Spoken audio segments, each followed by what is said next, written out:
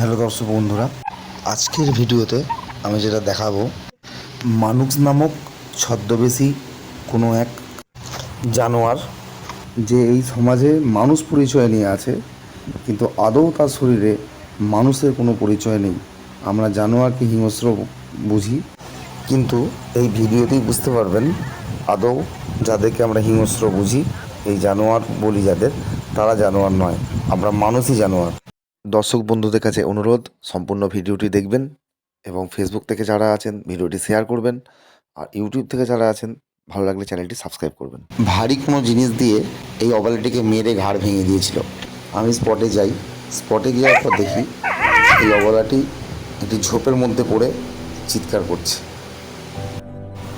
এবং নিজের সন্তানের এই চিৎকার সহ্য করতে না পারে নির্বাক শ্রোতা হয়ে মা তার নিজের সন্তানের চিৎকার আর্তনাদ সহ্য করে চলেছে।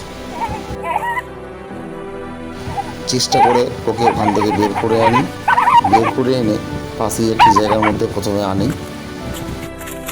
ঘটনাটি ঘটেছিল হাওড়ার খাদাকার নামক জায়গায়, তো একদমই গ্রামের দিক, সেই কারণে সেরকম কোনো ভেটেরিনারি ডাক্তার এখানে নেই। তো পরিচিত একজন জয়দেব কর্মকার নামক জেঠু, যাকে আমার ডাক্তার নামে পরিচিত, তো বাধ্য হয়ে ওনাকে ডাকি এবং কিছুক্ষণ পর উনি আসেন। আসার পর মোটামুটি ট্রিটমেন্ট শুরু করা হয়।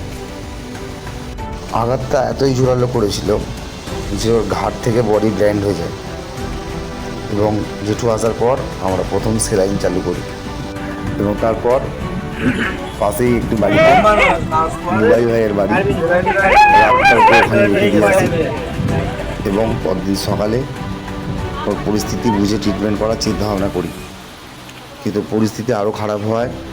অমল মাহাতোদার সাহায্যার্থে অমল মাহাতোদা গাড়ির ব্যবস্থা করেন এবং ওকে শেল্টারে পাঠাবার ব্যবস্থা করা হয়।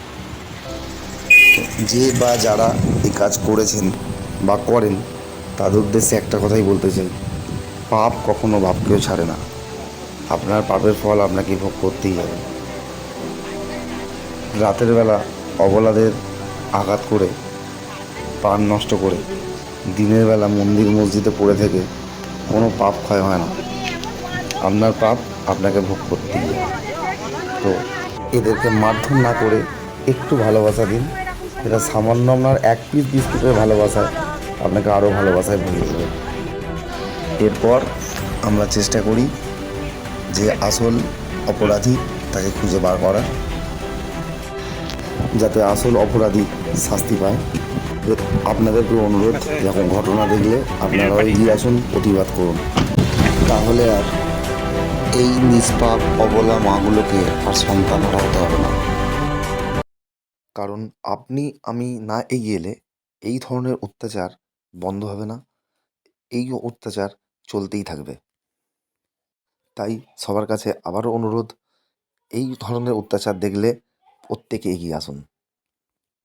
এবং প্রত্যেক ভিডিওর মতো এই ভিডিওতেও বলছি যে এই ধরনের সেলাইন বা আদার্স চিকিৎসা করতে আমার প্রচুর খরচ হয়, কারণ কোনো আমি এনজিওর সাথে যুক্ত নই। আপাতত সমস্ত মেডিসিন সব কিছু আমাকেই কিনতে হয়। তো যদি কোনো সহৃদয় ব্যক্তি মনে করেন এই বাচ্চাগুলির জন্য কোনো মেডিসিন কিনে সাহায্য করবেন, তো আমাকে মেডিসিন কিছু কিনে দিতে পারেন। আমার সমস্ত ডিটেলস দিয়ে রাখলাম। অগ্রিম ধন্যবাদ।